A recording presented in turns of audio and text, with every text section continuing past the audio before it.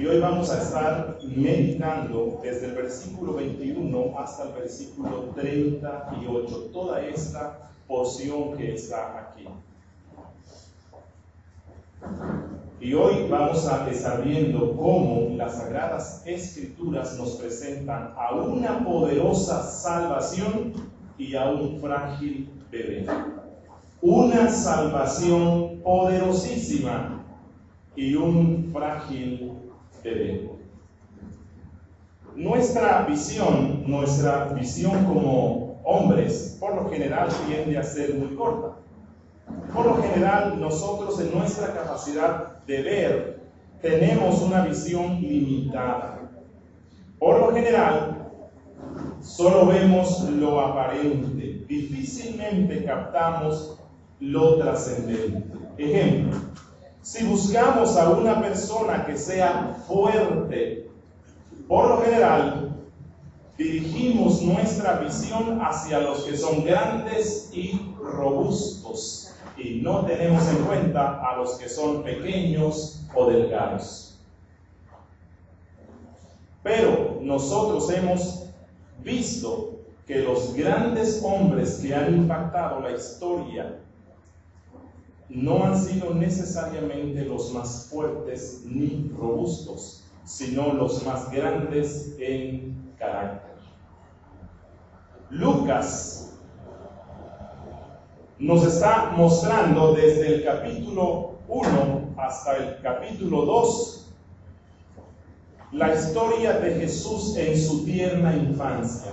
Lucas es aquel que más se enfoca en contarnos hechos de la tierna infancia de Jesús, con el fin de resaltarnos cómo Jesús, aún estando en una frágil infancia, es presentado como un poderoso Salvador envuelto en la fragilidad humana.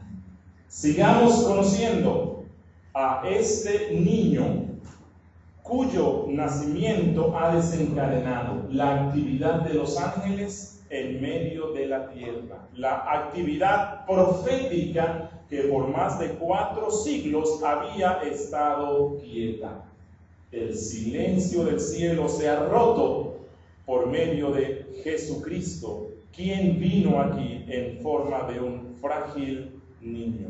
Vamos a continuar hoy meditando en estos hechos. Y ya hicimos la lectura del versículo 1 al versículo 38, con el fin de comprender mejor lo que el Espíritu Santo nos quiere enseñar aquí. He fraccionado este texto en 3 secciones. La primera va del versículo 21 al 24, redimiendo al Redentor. Versículos 21 al 24, redimiendo al Redentor. Versículos 25 al 35, reconociendo al Redentor. Reconociendo al Redentor. Y versículos 36 al 38, recomendando al Redentor. Así que hoy vamos a estar viendo la redención del Redentor, el reconocimiento del Redentor y la recomendación que algunos hacen al Redentor. Y vamos a empezar con el punto 1, que suena un poquito extraño, ¿o no? Redimiendo al Redentor. Suena un poquito extraño. Miren lo que dice en el versículo 21, que cuando Jesús, niño, ¿no?, en su tierna infancia, cumplió los 8 días para la circuncisión, le pusieron el nombre de Jesús, el cual le había sido puesto por el ángel antes que fuese concebido. Y en el 22 dice que cuando se cumplieron los días de la purificación, conforme a la ley de Moisés, le trajeron a Jerusalén para presentarle al Señor, como está escrito en la ley: todo hombre que abriere la matriz será llamado santo al Señor, y para ofrecer, conforme a lo que se dice en la ley, tórtolas o 2 palominos. Esto es lo que sucede con Jesús cuando se cumple el tiempo que la ley estipulaba para la purificación de la madre. Bueno, aquí Lucas nos deja ver que el nombre de Jesús, ese nombre fue puesto directamente por Dios. Dios mismo fue el que le designó ese nombre, que significa Salvador. Bueno, este Jesús que viene a salvar, que el ángel dijo ya que sería grande y llamado Hijo del Altísimo, y que el Señor Dios le iba a dar el trono de David su padre, este hombre que reinaría sobre la casa de Jacob para siempre, y su reino no tendría fin, como ya nos dijo en el capítulo 1, versículo 32 al 33. Este hombre nació como un frágil bebé. Al cual antes ya en el capítulo 2, 1 y 2 se le reconoció como Señor. Elizabeth dijo que él era su Señor. Este hombre, que sería un poderoso Salvador, tuvo que humillarse a sí mismo y someterse a una ley que había sido dada para hombres pecadores. Jesús, quien nunca conoció pecado, se sometió a una ley que había sido dada para hombres pecadores y lo hizo desde el principio de su propia existencia en la tierra. Dice en el versículo 32 que a Jesús lo circuncidaron. El apóstol Pablo en Gálatas dice que aquel que se circuncida está obligado a guardar toda la ley. Jesús mismo se sometió a guardar una ley que había sido dada solamente para hombres pecadores. Y en el versículo 22 lo encontramos siendo presentado en el templo. Bueno, la circuncisión era una señal externa de un cambio interno que se supone se había dado en la persona. Es decir, que esa persona también había hecho un cambio, que Dios había hecho un cambio en su corazón pecaminoso. Por lo tanto, este rito solamente se aplicaba en hombres pecadores, es decir, en todos. Pero ya hemos visto que Jesús nació sin pecado, que Él no trajo maldad. Entonces, ¿por qué en Jesús se aplica un rito que solamente es para hombres pecadores?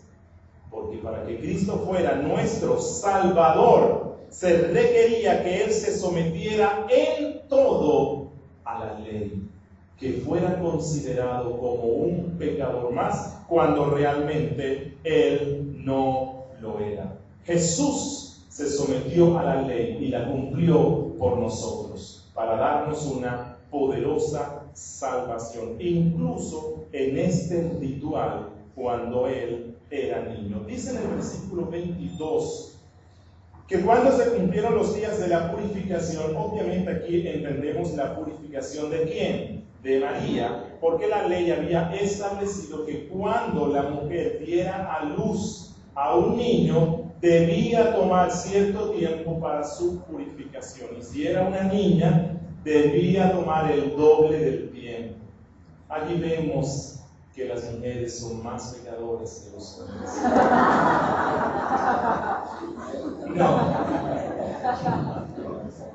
Bueno, alguien dijo así. No, si la ley exigía que la purificación cuando nacía una niña era el doble de cuando nacía un niño, es porque las mujeres tienen que ser muy malas. Bueno, no.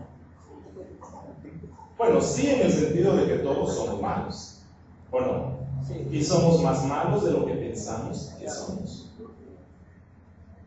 Pero la mujer es la portadora de la vida. La mujer es la que se encarga de estar duplicando la vida. Por lo tanto, cuando nacía una mujer, estaba naciendo una máquina de reproducir hombres que pecadores. Por lo tanto, la purificación cuando nacía ella era el doble de cuando nacía un hombre. Y dice en el versículo 2 que conforme a la ley de Moisés le trajeron a Jesús a Jerusalén para presentarlo al Señor. Allí se cumplió la profecía que había dado Malaquías, capítulo 3, versículo 1. Malaquías dijo: el Señor vendrá a su templo.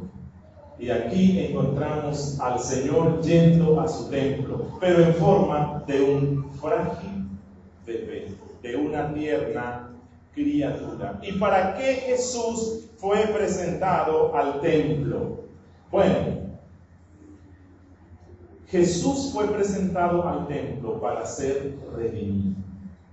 Para ser redimido. Aquel que venía a ser nuestra redención, para convertirse en el Redentor, primero tuvo que ser redimido. ¿Y qué es esto de la redención? Bueno, vamos a ir a Éxodo, capítulo 13. Éxodo, capítulo 13. Éxodo 13, versículo 2. Allí encontramos el rito de la redención a través del cual pasó Jesús. Y es lo que encontramos aquí en Lucas 2. Dice, en el versículo 2, Dios le dice a Moisés que le consagre a todo primogénito. ¿Qué es esto de primogénito? El primer hijo. Cualquiera que abre matriz, es decir, el primer hijo, eso es un primogénito. Así que solamente se presentaban en el templo a los primogénitos, así de hombres como de animales. Y Dios dice: mío es. Es decir, que Dios está diciendo que todo primogénito varón y todo primogénito de animal le pertenecen a Dios. ¿Por qué? Bueno, le pertenecían porque cuando Dios liberó a su pueblo en Egipto, Dios determinó que la última forma de aplicar su justicia ante estos hombres era matando a los primogénitos. Dios mató a todo hijo varón y a todo hijo de animal primerizo en todas las casas de los egipcios. Pero hubo una excepción. ¿Cuál fue? Israel. Todos aquellos que habían puesto una marca de sangre en la puerta, el ángel de la muerte no mataría al primogénito varón ni al primogénito animal. Pero todos merecían morir, porque tanto judíos como los otros habían pecado contra Dios. Por lo tanto, Dios, en un acto de gracia, impide que estos hijos mueran. Pero Dios dice: ok, no mueren, pero ellos van a ser míos, van a ser de mi posesión y deben vivir para siempre para mi servicio. Pero recuerden que luego la Santa Ley establece que los únicos que se podían dedicar al servicio completo a Dios debían ser ¿de quiénes? De la tribu de Leví. Por lo tanto, los hombres de las otras no podían entrar al servicio completo en el templo de Dios. De manera que Dios establece una forma de que la familia pueda redimir, pueda comprar a ese hijo varón que le pertenece a Dios. Y la forma es que Dios dice: bueno, ustedes traigan al bebé al templo y en el templo lo presentarán. Y allí, en un ritual, vamos a hacer un canje. Por cada hijo varón que no puede estar en el templo porque no pertenece a la tribu autorizada, un levita será reemplazado por él. Uno reemplazará al hijo varón que haya nacido en otra tribu, de la cual Dios dice que no puede servir en el templo. Recuerden que Jesús es de ¿cuál tribu?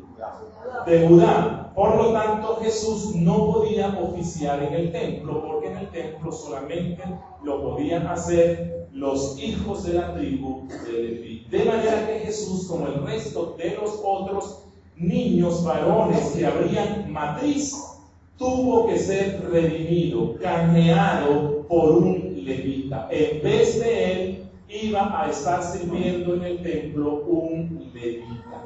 Jesús le pertenecía como hijo varón que abrió la matriz exclusivamente a Dios y debía estar siempre en el templo. Pero Dios dice: no, redímanlo, cómprenlo conforme al rito. Miren lo que dice allí en Éxodo, el versículo 11. Y cuando Jehová te haya introducido en la tierra del cananeo, como te ha jurado a ti, dedicarás, en el versículo 12, dedicarás a Jehová todo aquel que abriere matriz y asimismo todo primer nacido de tus animales. Los machos serán de Jehová. Luego dice en el 13 que si la persona no redimía al animal, debía ser muerto. Y dice en el versículo 14, bueno, y cuando mañana te preguntaren diciendo ¿qué es esto?, les dirás: hacemos este ritual de la presentación en el templo, porque el Señor nos sacó con mano fuerte de Egipto, de casa de servidumbre, y endureciéndose Faraón para no dejarnos ir, Jehová hizo morir en la tierra de Egipto a todo primogénito, desde el humano hasta el de la bestia, y por esta causa yo sacrifico para Jehová todo primogénito macho, y redimo al primogénito de mis hijos. Y Jesús fue el primogénito de María y José. Por lo tanto, él tuvo que ser redimido. El Hijo de Dios, el Redentor, está siendo redimido a causa de esa ley. Y ahora, quiero hacer aquí una preaplicación. Hoy día, en algunas congregaciones cristianas se tiene el rito de la presentación de los niños en el templo. ¿Cierto? Cuando un niño nace, a los pocos días van y lo presentan en el templo. Solamente quiero decir esto: el padre que haga eso pensando que está haciendo lo correcto o que lo está haciendo tal como llevaron a Jesús al templo, no sabe para qué fue que presentaron a Jesús al templo. Estamos aplicando mal algo que no corresponde a nuestra dispensación. Los niños eran presentados en el templo para ser redimidos, pero solamente los hijos varones primogénitos. El resto no era presentado en el templo. No estoy diciendo que no esté bien, que si Dios le concede en su gracia un pequeño niño, usted no pida a la iglesia que ore para que Dios le bendiga y le ayude a criar bien a ese hijo. No está mal. Pero hacer un rito de la presentación de los niños en el templo, como imitando lo que hicieron con Cristo, no es apropiado para ese tiempo, porque ese era un ritual que formaba parte de las sombras del Antiguo Testamento. Nosotros actualmente todos, hombres y mujeres, hemos sido redimidos por Cristo. Ok, solo quería explicar esto. No estoy diciendo que no traigan a sus hijos o que no comparta con la iglesia la bendición de que Dios le haya dado un hijo. Eso es bueno, pero no trate de repetir ese ritual que hacían los judíos, porque esto era una sombra, no corresponde para el tiempo de hoy. Hoy no redimimos a los niños, sino que hoy Cristo redime a todo aquel que cree en Él por medio de la fe. Versículo 24 nos dice que ellos ofrecieron un par de tórtolas o 2 palominos. Bueno, era necesario que ellos presentaran un sacrificio. La ley establecía que si la persona era tan pobre que no tenía dinero para ofrecer el sacrificio que la ley requería, entonces en medio de esa ley Dios tiene gracia y Dios dice: bueno, entonces traigan 2 animalitos que no les cuesten mucho. Y María y José eran personas de pocos recursos, y esto nos lo deja ver que ellos presentaron la ofrenda de los pobres. Ellos han presentado la ofrenda de aquellos que no tenían dinero para comprar el animal que la ley requería. Incluso aún en medio de la ley vemos la gracia de Dios. Y Cristo es redimido como varón primogénito. Cristo, aquel que no necesitaba redención, aquel que es Dios mismo, necesitó ser redimido conforme a esa ley. Pero vean lo que pasa en este acto. Dios había preparado ese tiempo para mostrar al Redentor, para mostrárselo a unos hombres y mujeres que estaban esperando la redención de su pueblo, y esto nos introduce al segundo elemento de nuestro sermón: reconociendo al Redentor. Reconociendo al Redentor. Dice en el versículo 25 que había en Jerusalén un hombre llamado Simeón, y este hombre era justo y piadoso y esperaba la consolación de Israel, y el Espíritu Santo estaba sobre él, y le había sido revelado que no vería la muerte antes que viese al ungido del Señor. Y movido por el Espíritu vino al templo, y cuando los padres de Jesús lo trajeron al templo para hacer por él conforme al rito de la ley, Simeón lo tomó y bendijo a Dios diciendo, y allí encontramos esa bendición. En ese momento en el cual Jesús es presentado para ser comprado de Dios, se presenta Simeón. Y ahora, la condición espiritual de la nación judía en el tiempo de Cristo, en el tiempo en el cual Cristo nace, era una situación terrible. Habían pasado siglos en los cuales la gente no escuchaba la voz profética de Dios, y el pueblo se había apartado de su santa ley. La condición de la mayoría del pueblo era de rebeldía para con ese Dios santo. Y por eso la Biblia dice que a los suyos vino, pero los suyos no le recibieron. Sus corazones eran malvados. Esa era la situación general del pueblo. No obstante, algunos pocos hombres y mujeres todavía se encontraban con un corazón piadoso en medio de este oscuro tiempo. En medio de la oscuridad del mal, todavía brilla la luz de algunos hombres piadosos que se habían conservado fieles para ese Dios eterno. Y dice aquí Lucas que Simeón, él lo presenta como un hombre justo y piadoso. Un hombre justo y piadoso. Justo, ¿por qué? Porque todo lo que hacía era regulado por la ley de Dios. Todo lo que él hacía era gobernado por la santa ley. Esa es una persona justa. Era una persona de buena reputación entre la gente. Simeón era una persona cauta, moderada en su lenguaje, moderada en lo que hablaba. Era una persona fiel a Dios. Y dice aquí que era justo, justo delante de Dios. Y dice que era piadoso. Piadoso, ¿por qué? Porque él había consagrado su vida plenamente a Dios. Y dice Lucas que este hombre justo y piadoso esperaba la consolación de Israel. ¿Qué es esto de la consolación? Hace referencia al Mesías. Los hombres justos y piadosos llevaban tiempo esperando, orando para que viniera ese tiempo glorioso de liberación, cuando aparecería el Mesías, el ungido de Dios. Y él había estado suplicando a Dios que llegara ese momento de la consolación, ese momento en el cual aparecería el Mesías. No solamente era justo, sino que estaba lleno del Espíritu Santo. Antes de la venida gloriosa del Pentecostés, ya ese hombre estaba lleno del Espíritu Santo. Dice en el versículo 25 que el Espíritu Santo estaba sobre él.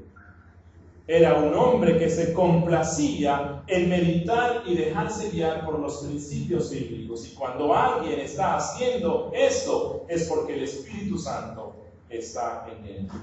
Y el Espíritu Santo, como en un caso profético, le reveló que él no moriría sin ver la consolación de Israel. Este hombre se dedicaba a suplicarle: Dios, envíanos ese tiempo glorioso de la redención de tu pueblo. Quiero ver al Mesías. Y Dios le respondió y dijo: no morirás hasta que veas ese tiempo glorioso en el cual contemple al Mesías en persona.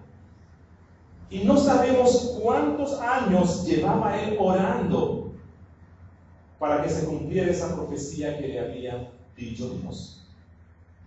Dios le dice: no morirás sin que antes veas a la consolación, al Mesías. Y no sabemos cuántos años él estuvo esperando que se cumpliera esa profecía.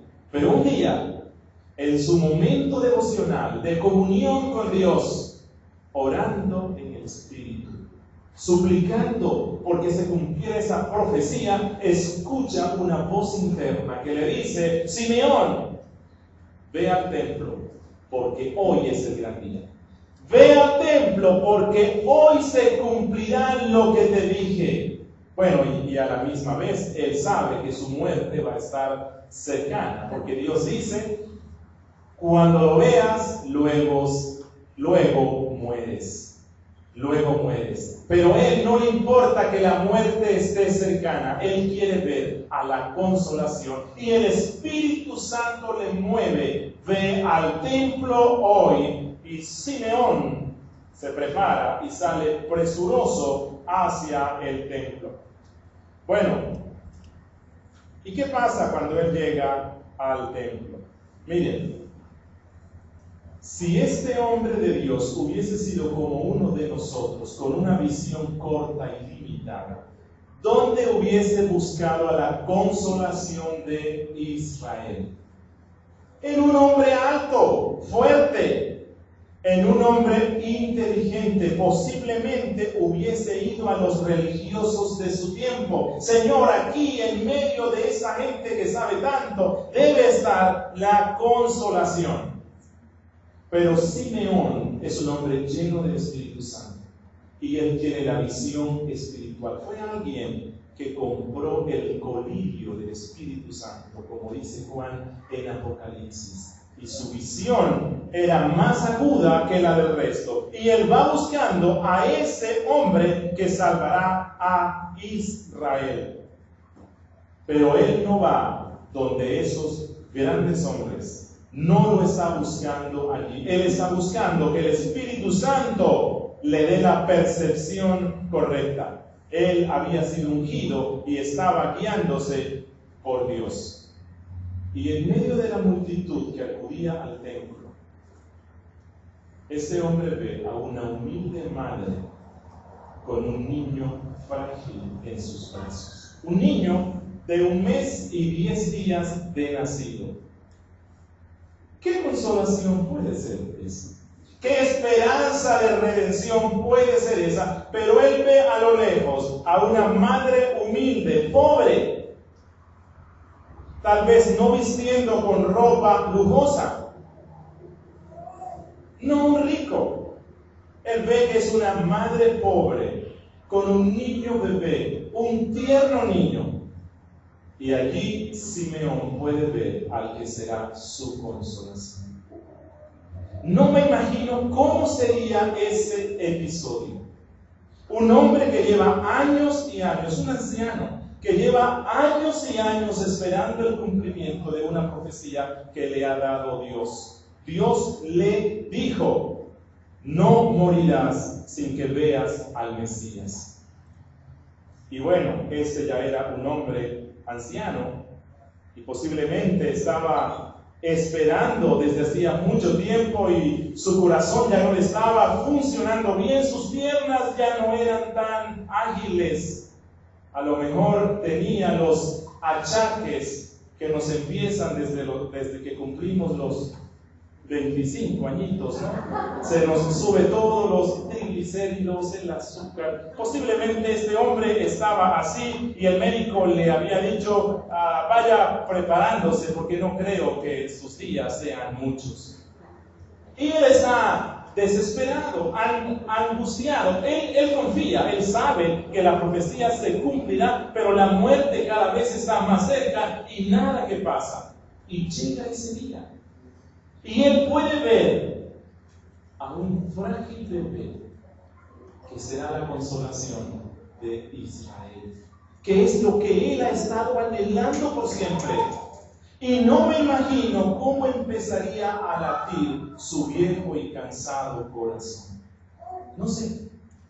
Pero cuando uno se encuentra con una persona a la cual quiere mucho y hace mucho tiempo que no la ve, hay una emoción profunda que lo embarga. Bueno, esto pasó con este hombre, la emoción más grande para un corazón viejo y cansado, y su corazón late con fuerza, y él ve allá está el niño, no quiero que se me escape, no quiero que se me vaya, quiero ver el rostro, la faz de aquel que será la consolación de Israel. Y a lo mejor queriendo correr en medio de las dificultades de unas piernas viejas y cansadas, achacadas, este hombre quisiera correr para llegar lo más pronto a ver al niño. A lo mejor con brazos temblorosos desea llegar lo más rápido hasta cuando por fin tiene a la consolación al frente de él.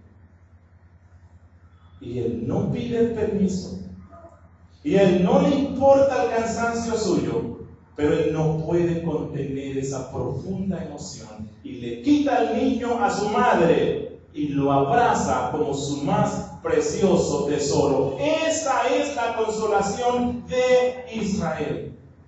Posiblemente alguien que haya estado viendo la escena diría: bueno, este anciano ya en su estado de senectud, de vejez, a lo mejor está desvariando un poco. ¿Cómo es posible que en un bebé de una madre pobre él esté viendo la consolación al Mesías? ¡Qué loco! Pero él sabía lo que hacía, porque el Espíritu Santo se lo había revelado. Simeón tenía una vista profunda, y allí expresa un cántico que es conocido como el Nunc Dimittis. Nunc Dimittis, y es la tercera canción que nos presenta Lucas. Recuerden que ya antes nos presentó la canción de los ángeles, ¿cierto? Y nos ha presentado otras canciones, y aquí nos presenta esta, el Nunc Dimittis. Y escuchen lo que dice este anciano cuando tiene al niño, a ese frágil bebé en sus brazos. Ahora, Señor, despides a tu siervo en paz. Bueno, allí entiendo que ya era un hombre anciano, y él sabía que viendo al Mesías, los días finales estaban cerca. Bueno, los días para él. Dice: despides a tu siervo en paz conforme a tu palabra, porque han visto mis ojos tu salvación. Él no estaba viendo a un niño frágil, él estaba viendo la salvación suya y la salvación de Israel, la cual has preparado en presencia de todos los pueblos, luz para revelación a los gentiles y gloria de tu pueblo Israel. Esto es lo que Simeón ve, no a un bebé, sino a un hombre que traería la salvación, no solamente para el pueblo judío, sino para los gentiles. Isaías 52:10 nos dio un anticipo de lo que Simeón estaba viendo. Dice Isaías: porque mis ojos han visto tu salvación. Eso es lo que Simeón estaba viendo en ese bebé, la salvación. Bueno, para aquellos que son muy afectos al niño pequeñito que nosotros vemos que adoran en algunos templos, les quiero decir que Simeón aquí no está viendo la salvación como si fuera efectuada por un bebé. Él está viendo a ese hombre que crecerá, que será fuerte, que predicará, que morirá en la cruz y resucitará. Ese hombre es el que nos da la salvación, pero allí estaba en la forma de un capullito de un tierno y frágil bebé. Esa es la visión espiritual que este hombre tiene. Él pudo ver en ese frágil bebé el cumplimiento de la promesa que Dios había dado mucho tiempo antes a su padre Abraham. Dios le dijo, en su simiente serán benditas todas las naciones de la tierra. Y él está viendo en ese bebé a esa simiente en la cual serán benditas todas las naciones, no solamente el pueblo, sino todo el mundo podrá disfrutar por medio de la fe la salvación en Cristo. Simeón dice que ve en él su salvación, es decir, en Cristo él está viendo su paz, está viendo su vida, está viendo su gozo, está viendo su esperanza. Por eso él pudo decir, despides a tu siervo en paz. ¿Por qué? Porque ha podido ver a aquel que será su salvación. ¿Cuánta paz tienen cuando mueren aquellos que han conocido su salvación? ¿Cuánta paz hay en la partida de un hijo de Dios de este mundo? La muerte ya no es un terrible ogro que los asusta, sino que parten en paz, porque en vida conocieron a aquel que es su salvación. Eso es lo que Simeón está diciendo aquí. En el verso 33 encontramos a José y a su madre que estaban maravillados de todo lo que se decía de él. Ellos aún no habían comprendido todo lo que haría este niño cuando creciera. Todavía no habían comprendido la misión total de Jesús. Incluso hubo una ocasión en la cual ellos llegaron a pensar que Jesús estaba loco. Todavía no habían comprendido cuál era la misión de Cristo. Lo vinieron a comprender luego, ya prácticamente cerca del sacrificio de Cristo. Pero ellos estaban maravillados de lo que este anciano decía de un niño al cual él no conocía. Y en el versículo 34 y 35, Simeón le da unas palabras proféticas especialmente a María. Simeón le dice en el versículo 34, he aquí este está puesto para caída y para levantamiento de muchos en Israel y para señal que será contradicha. Es decir, que Jesús iba a ser rechazado por los judíos, pero que los gentiles iban a aceptarlo. Jesús iba a ser rechazado por su pueblo. Y esto es lo que él está diciéndonos aquí. Pero miren lo que dice en el versículo 35. Y una espada traspasará tu misma alma. Aquí le habla a María. Y una espada traspasará tu misma alma para que sean revelados los pensamientos de muchos corazones. ¿De qué habla aquí Simeón? Simeón está remontándose a la escena que nos cuenta Juan, capítulo 19, versículo 25, que junto a la cruz estaba María, su madre, con su hermana, y María Magdalena. Aquí Simeón está diciéndole, mira, entiendo que tengas mucho gozo por lo que se ha dicho hasta aquí del niño. ¿Recuerdas? El arcángel te habló y te dijo cosas hermosísimas del niño. Y otros más han hablado maravillas del niño. Pero no pienses que todo será color de rosa. Ese niño crecerá un día. Y para que él sea el Redentor, deberá sufrir una muerte. Y no una muerte sencilla, sino una muerte terrible en la cruz. Y cuando eso pase, tu corazón será traspasado en ese dolor de madre. Disfruta de este tiempo, porque vendrán días cuando tu corazón sufrirá mucho al ver a este niño crecido, hombre, muriendo en una cruz. Esto es lo que le está diciendo Simeón, que ella iba a sufrir mucho al ver a Jesús en la cruz.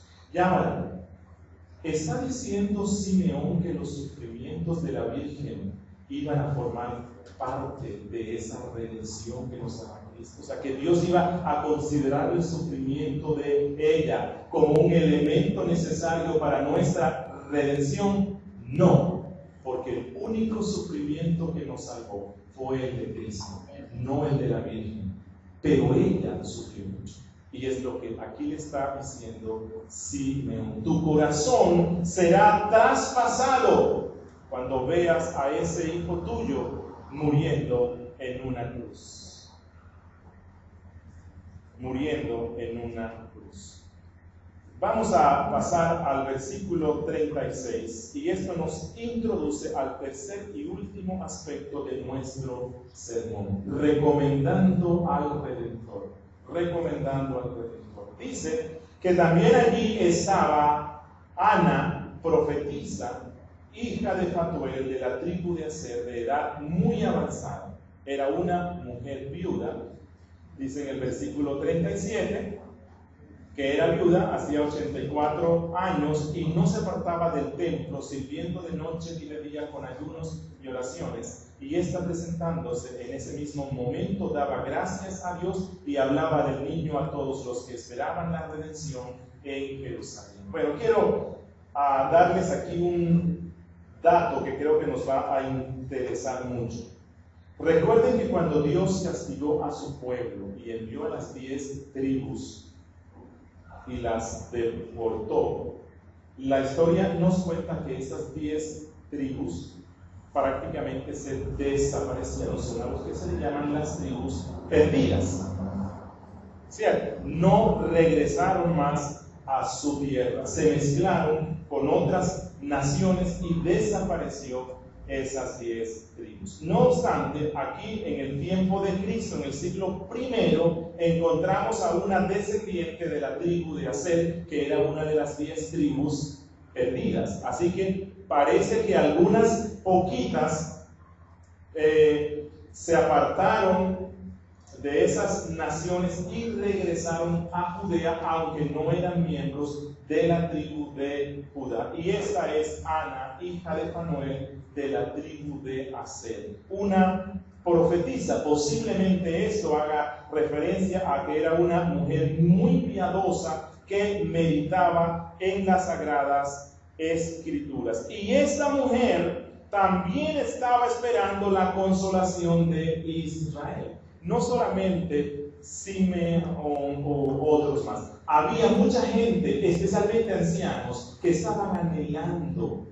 la venida del Mesías, como luego dice en el versículo 38, en la última parte, dice: a todos los que esperaban la redención. Había más gente piadosa que estaba orando porque querían ver al Mesías, quería que llegara ese Mesías, y era gente piadosa. Y Ana, esta mujer, entonces también por el Espíritu Santo va al templo a la misma hora. Bueno, aquí Lucas nos dice que ella se dedicaba a la oración y a los ayunos en el templo, así que no era extraño que estando ella allí tuviese la oportunidad de ver al Mesías. Todo aquel que permanece en la presencia de Dios no se pierde las bendiciones que Dios tiene. Nos la perdemos cuando nos la pasamos más en el mundo que en la presencia de nuestro Dios. Y esta mujer viuda se dedicaba a la oración, acompañada de ayunos.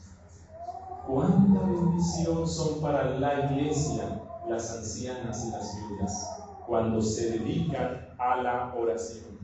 Miren, pastores que Dios los ha usado de una forma tremenda han sido sostenidos por las oraciones de estas ancianas y viudas incógnitas que casi nadie conoce.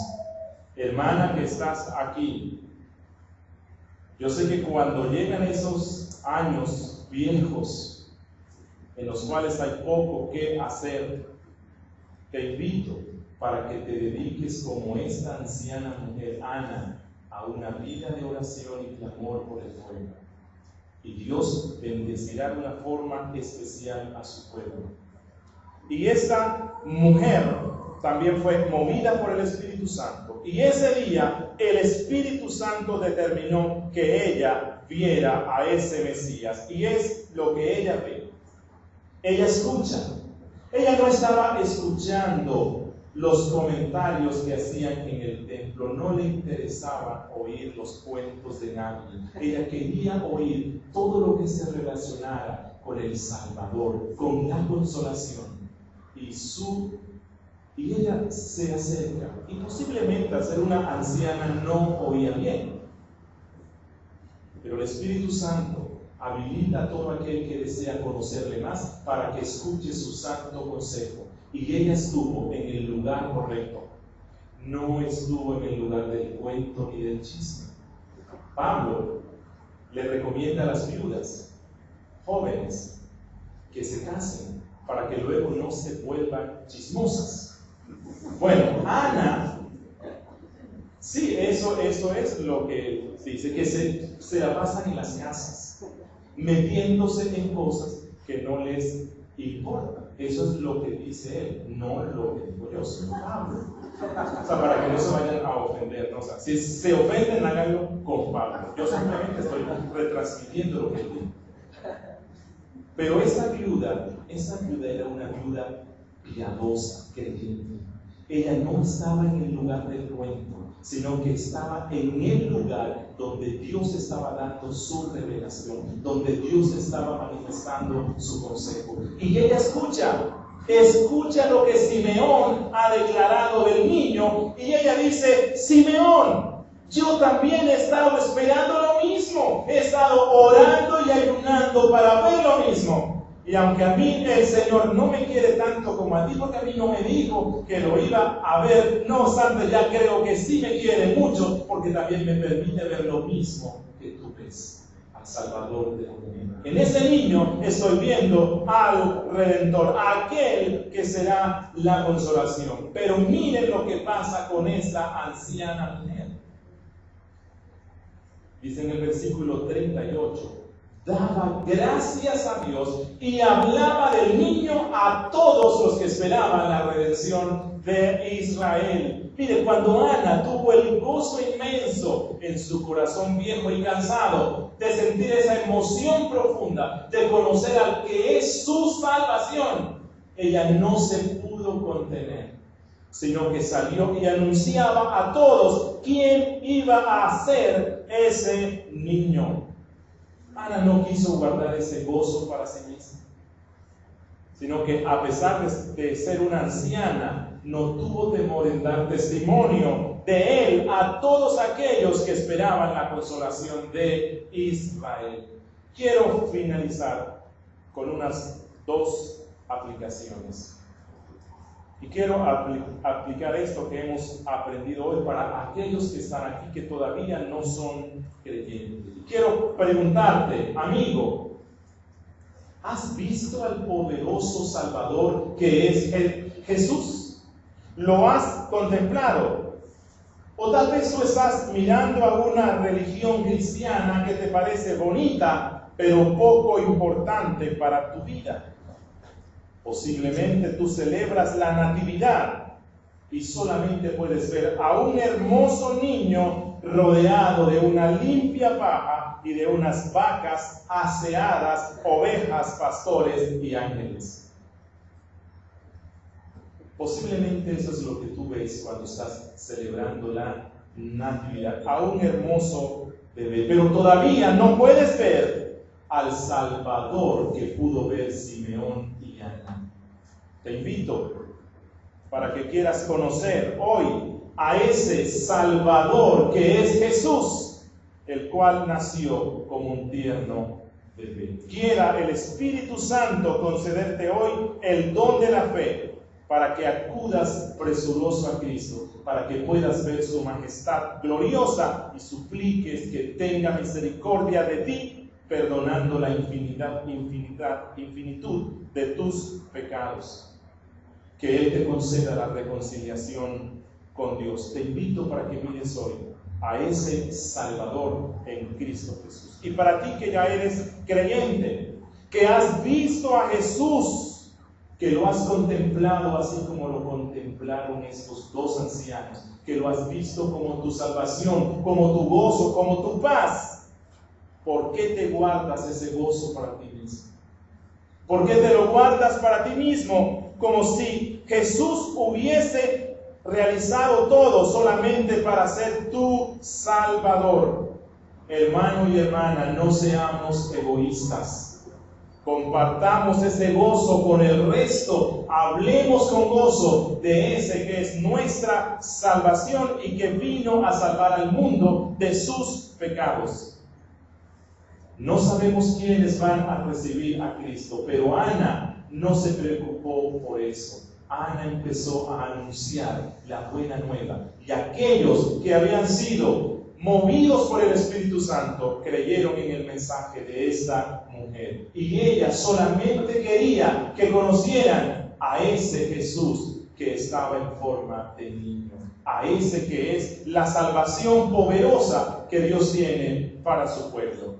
Oh Dios eterno, Padre Santo, gracias, porque hoy, Señor, nos has permitido ver y conocer más de Cristo. Oh Señor, qué deleite hay cuando todo nuestro culto se centra en Cristo. No nos interesa hablar de nada más, sino solamente de Cristo. No nos interesa estudiar nada más, sino solamente de Cristo, y toda la Escritura está llena de Jesús. Oh Dios, gracias, porque tú has puesto en nosotros también ese deseo piadoso, como en estos dos ancianos, de querer ver al que es nuestra salvación, de querer ver al que es nuestra consolación, de querer ver a Cristo. Y hoy hemos visto a Cristo. En el estudio bíblico hemos visto la obra de Cristo en la cruz. Y hoy hemos visto a ese Cristo en forma de una criatura débil, indefensa, pero que aún allí ya Él era ese Salvador poderoso que un día crecería y moriría en la cruz. Concédenos, Padre, poder ver cada día a ese Salvador poderoso en Cristo, que nada nuble esa visión. Ayúdanos a ser creyentes con una visión espiritual como la que tuvieron estos dos ancianos. Concédenos, Padre, ser gente piadosa y justa, que regulemos nuestra vida por la santa ley tuya. Concédenos, Dios, pasar más tiempo en tu presencia que en el mundo. Concédenos, Padre, vivir para siempre, coram Deo, delante de tu presencia. Que toda nuestra vida transcurra de una forma especial delante de tu presencia, como viendo tu rostro. Y cuántas bendiciones espirituales nos darás tú, Señor, porque estaremos allí dispuestos para escuchar el consejo del Espíritu Santo, para llevarnos al lugar adecuado, para llevarnos a escuchar las palabras adecuadas. Perdónanos, Dios, porque hemos sido tan terrenos, hemos sido tan faltos de búsqueda de ti, Señor, que hemos estado más dispuestos, hemos sido más hábiles para escuchar los consejos del mundo, los chismes y todo lo que no te agrada, que para escuchar tu santo consejo. Ayúdanos, Dios, para que nuestro deleite esté donde está tu deleite, para que nuestro deleite está donde se hable de ti, donde se hable de tu palabra, donde se hable de Cristo, el poderoso Salvador. Y te pido, Señor,